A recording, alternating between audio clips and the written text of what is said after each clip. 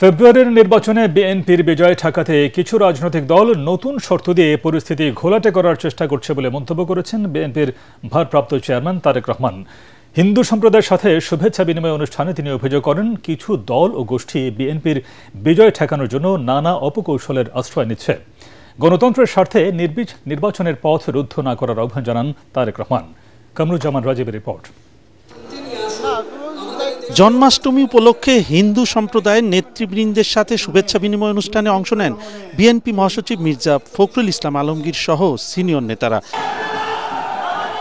এতে লন্ডন থেকে ভার্চুয়ালি যুক্ত হন বিএনপির ভারপ্রাপ্ত চেয়ারম্যান তারেক রহমান।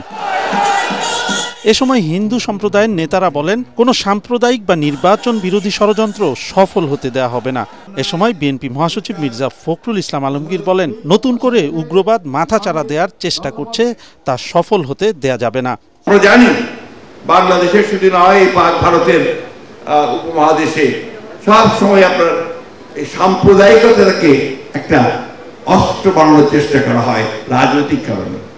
সেখান থেকে উঠে আসতে হবে আমাদেরকে সেখান থেকে সকলকে উঠে এসে সকল সম্প্রদায়কে এক করে আমার এই দেশ ও মাতৃকাকে আমাকে ভালোবাসতে হবে, তাকে নিয়েই আমাকে সামনের দিকে এগিয়ে যেতে হবে। প্রধান অতিথির বক্তব্যে তারেক রহমান বলেন, জাতীয় নির্বাচন নিয়ে কোনো রাজনৈতিক ব্যক্তি ও গোষ্ঠী বিভ্রান্তি সৃষ্টি করছে। বিএনপি ঠেকাও অপকৌশল থেকে সরে আসার আহ্বান জানান তিনি। বর্তমানে ফ্যাসিবাদ মুক্ত বাংলাদেশেও যারা মনে করছেন নির্বাচন দিলে জনগণ ভোট দিয়ে বিএনপিকে সরকার গঠনে সহায়তা করবে, যারা এই চিন্তা থেকে বিএনপির বিজয় ঠেকানোর জন্য নানা রকম অপকৌশলের বা শর্তের বেড়াজালের আশ্রয় নিচ্ছেন, তাদের দৃষ্টি আকর্ষণ করে বলতে চাই, রাজনীতিকে রাজনীতি দিয়েই মোকাবেলা করুন। জনগণের শক্তির উপরে আস্থা এবং বিশ্বাস রাখুন। বিএনপির বিজয় যদি জনগণ দিয়েই থাকে, সেই বিজয় ঠেকাতে গিয়ে জনগণের রায় প্রদানের পথ রুদ্ধ করবেন না। তারেক রহমান বলেন, বিশ্বের অনেক দেশে পিআর পদ্ধতি থাকলেও বাংলাদেশে তা এখনো উপযোগী নয়। অযথা রাজনৈতিক পরিস্থিতিকে ঘোলাটে করে গণতন্ত্র উত্তরণের পথকে বাধাগ্রস্ত না করার আহ্বান জানান তিনি। বাংলাদেশের আর্থ সামাজিক ভৌগোলিক রাজনৈতিক পরিস্থিতিতে পিআর পদ্ধতিতে নির্বাচনের জন্য এখনো উপযোগী নয় বলেই আমরা কম বেশি মনে করি। কাকে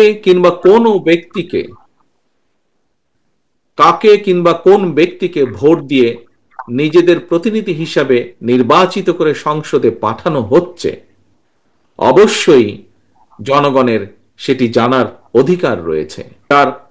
যারা আসন্ন নির্বাচনকে সামনে রেখে পরিস্থিতি ঘোলাটে করার অপচেষ্টা করছেন, এর মাধ্যমে আপনারা হয়তো নিজেদের অজান্তেই গণতন্ত্রের উত্তরণের পথকে বাধাগ্রস্ত করে তুলছেন।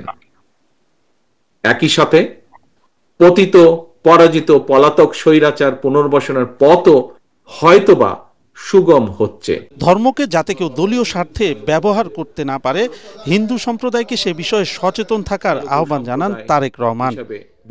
কামরুজ্জামান রাজীব, এটিএন বাংলা, ঢাকা।